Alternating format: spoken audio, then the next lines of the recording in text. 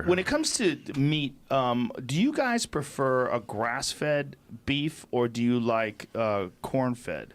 Because I had this discussion with Tony, and he was telling me that he actually liked corn-fed beef. He's like, it's a fattier. There's two schools of thought, and then there's two schools of what is quality beef. Right.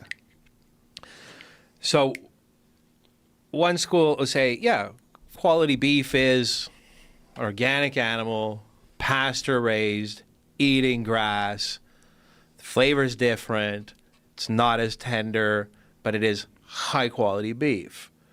Okay, then the other, of course, is, a cow, USDA prime, corn fed, incredible marbling, ridiculous fat content, restricted motion. I'd say a lesser quality beef, okay, than the other. But they all start grass-fed, though. Eating-wise... They're all pastured at first. Eating-wise, pound for pound, the corn-fed steak will be more delicious, okay, for some people. And then for some people, the other one will be. In my mind, the grass-fed, organic pasture beef with its different flavor, for me, is a higher quality animal. I prefer that taste. Correct. I feel it's a richer taste. It's a denser, darker meat. More that iron taste. Yeah, I just like it better. And I do like a corn-fed steak. I do like it. But there is. But in the general public, the steak-eating public that come to restaurants encounter more corn-fed beef their first judge of character to the quality of that meat is marbling, its tenderness. Tendering. It's tenderness. It's marbling. It's not tender. It's not tender. That's the reoccurring thing that we fight with every day at Joe Beef. Why don't they just juicy and tender? Just eat a 16-ounce fog walk. I know. If they just want tender. I know. I mean, what are they looking for? Tender. You can also it's have not tender. Don't your teeth work? When we get a steak sent exactly. back, it'll be because... It's too tough? Yeah, or no, exactly. It's not. I would usually go to this steakhouse, and it's more tender. Because you're serving a grass-fed steak. Serving a grass-fed steak that's not as marbled as its non-organic. Well, it's an animal that's healthy. But you can also have... It's an upgrade fight. It's like the natural wine versus conventional wine fight, right? That we're having. Yeah, but it's also... We're calling it binary now. It's like it's only corn or it's only grass. No, I think the solution is maybe a little bit of corn, a little bit of barley, but mostly grass-fed, A brief finish in, quality grains. Why not? And then there's a whole other point. I'd like to raise... Not giant feedlot. I like to sell beef in my restaurant that comes from very close to my restaurant. Yeah. When we opened Joe Beef at the beginning, when the first book was written...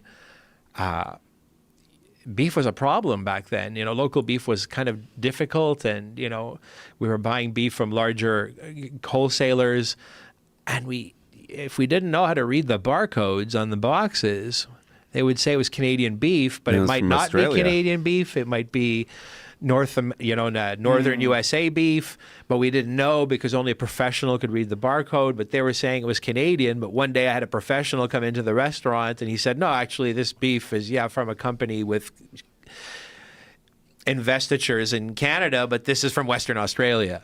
And I said, I don't want to serve anything in my restaurant from Western Australia. That's super far. Just remove beef from the menu or seek alternatives. But it's a business that's complex because there's pastures and feedlots, slaughterhouse, and packers, right? And it's not like we have lambs. Get a baby lamb that come from the parents' lamb, and then they raise the lamb, and they bring it to the slaughterhouse themselves, and then we get a lamb. Beef is it's like tracing bourbons, It's like trading and brokerage and stuff, and we're not... It's the most sketchy item on a restaurant menu. I know that I bought lamb from you, and I know I bought rabbit from, Beatrice, and I know I got goat cheese from this family. And all of the products in my restaurant, I know exactly. The farm, the farmer. Beef is always dicey because beef always goes to the packer. Beef always goes to the distributor. Beef, And the general public only really eats 2 cuts of beef in restaurants, 3 cuts, the tenderloin, the what do you call it in English, the entrecôte.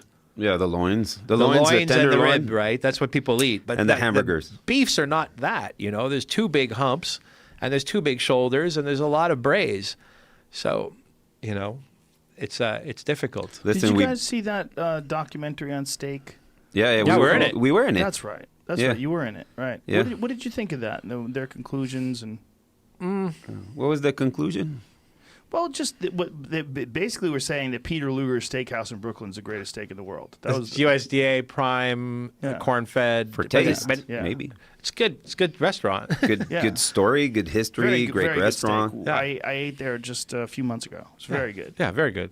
Yeah, but again, it's a subjective thing, right? The Correct. flavor in terms of like what you actually look for, and as they were talking about, like your customer was saying, they're accustomed to a certain type of meat. Like they were saying that their customers are accustomed to this. They're not interested in grass-fed anything. Yeah, They have but I no- understand that. Yeah. They've been doing that for a long time and grading Yes. that beef that way, and I don't think they should change ever, not based on anything, No, right? well, it's a great place where you get consistency. I mean, you go there, you get this fantastic steak. It's so old worldy too. When you get in there, how long has Peter Luger's been around for? God, forever. Forever. Yeah. Yeah, it's 120 years? Or? something insane like that. And they Yeah. get the Moishes is like that in Montreal. It's a very old steak restaurant. Moishes is a famous restaurant in Montreal, and they do have their beef program, and they should not change because there's new conversations happening. He knows what he's doing, Lenny Leiter, Right. and he should keep on doing that.